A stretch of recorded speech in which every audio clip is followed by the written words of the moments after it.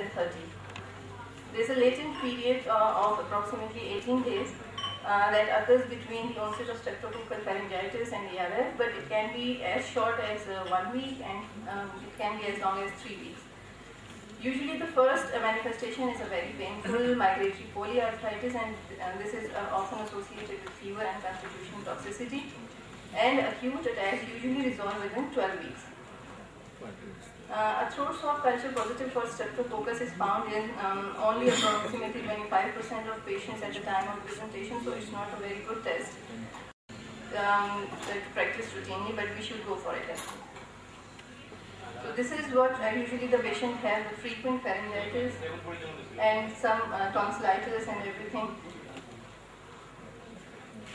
So the frequently used criteria is the Duckett-Jones, which has been recently modified slightly by the American Heart Association. So the prior history of preceding group A streptococcal infection is helpful but not required. It is supportive. One major and 2 minor manifestations must be present, and the major manifestations include carditis, polyarthritis, chorea, erythema marginatum, subcutaneous nodules, and the minor include fever, arthralgias, raised ESR or CRP, and prolonged PR interval. So I'm going to talk about these manifestations a little bit. Physical findings can be non-specific and misleading, so we really have to be very careful, and we do need some lab evaluation for this as well. Arthritis is the most common manifestation and it occurs in 80% of the patient, and it usually involves multiple large joints like knees, ankle, elbows and wrists, and there is a series of painful joint involvement.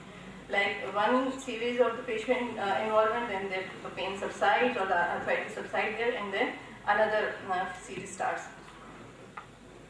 Inflamed joints are usually red, hot and extremely tender, and the response is salicylates is dramatic. This is a very important factor that we should keep in mind, that they respond dramatically to salicylates. It rarely causes permanent joint damage, and it usually resolves spontaneously in 1 to 4 weeks. Carditis is also very common. It occurs about 50 to 60%, and every part of the heart can be involved, like endocardium, myocardium or pericardium. And 60% of patients with carditis, they develop isolated mitral valve involvement, but the remaining have a mixed pattern like mitral or aortic or aortic valve only. The signs of carditis include new or changing valvular murmur. There might be cardiomegaly, congestive heart failure, or pericarditis.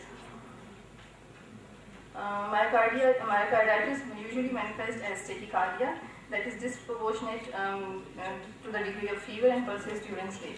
And pericarditis may be a pericardial rub or chest pain. Sydenham chorea, it is present in about 10 to 15% of the patient, and it is rarely an initial manifestation, but it can occur alone as well. These are purposeless involuntary movements, incoordination, facial grimacing, and emotional lability. And it's self-limited illness as well, but the recovery takes about several months to occur. Erythema marginatum, it occurs in less than 2% patients only, and it is an erythematous flat macular rash with pale central clearing. It occurs on trunk and extremities and usually spares the face. It waxes and wanes and may be transient, and so it can be missed.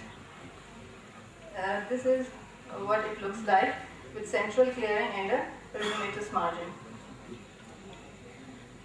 Only 1% of the patient have subcutaneous nodules, and it is usually seen in the patients who have severe carditis.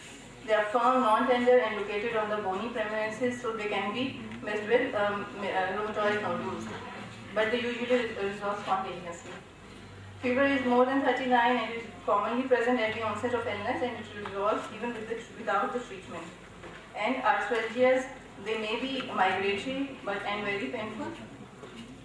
This is the subcutaneous nodule at the elbow. So investigations.